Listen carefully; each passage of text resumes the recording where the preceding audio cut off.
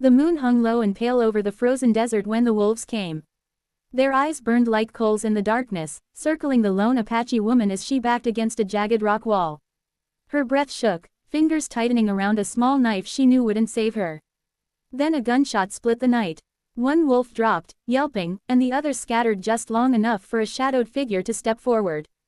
The cowboy stood firm, rifle steady, dust clinging to his coat. Another shot rang out, and the pack fled into the Black Hills.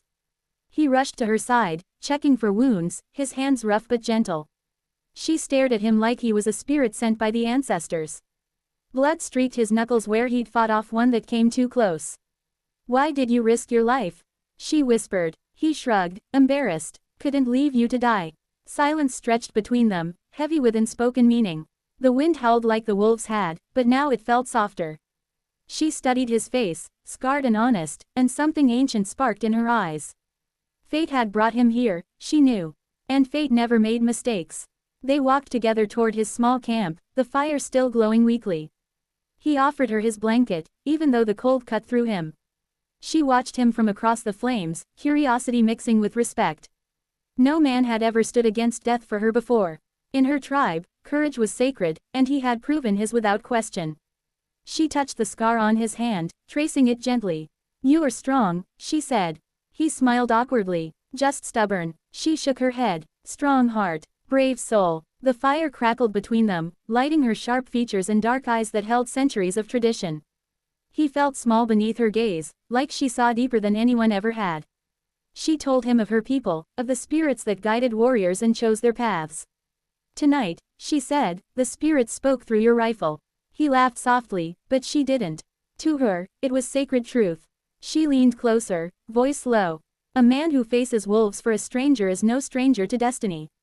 His chest tightened. He had lived alone so long, forgotten what it felt like to be truly seen.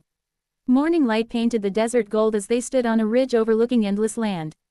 She faced him, wind lifting her dark hair. "In my tribe," she began, "a man who saves a woman's life earns her respect, and her choice." He shifted nervously. "Choice?" She nodded. "She may choose him as her man." His breath caught. He'd never expected this, never imagined a future that wasn't lonely trails and empty camps. She stepped closer, eyes fierce but warm. "You did not run. You did not hesitate. That is a warrior's heart."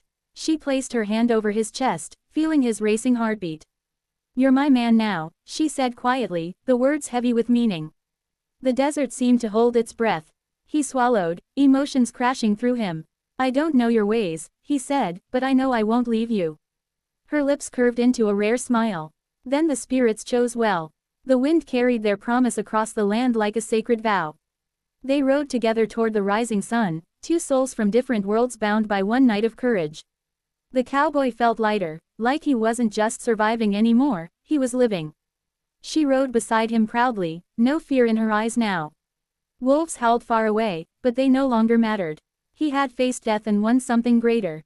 At a stream, they stopped, and she taught him her language, laughing when he stumbled over the words.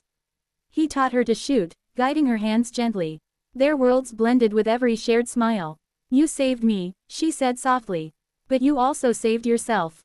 He thought about that, realizing she was right. Loneliness had been its own kind of wolf. As they rode on, the horizon stretched wide with possibility. Two paths had become one.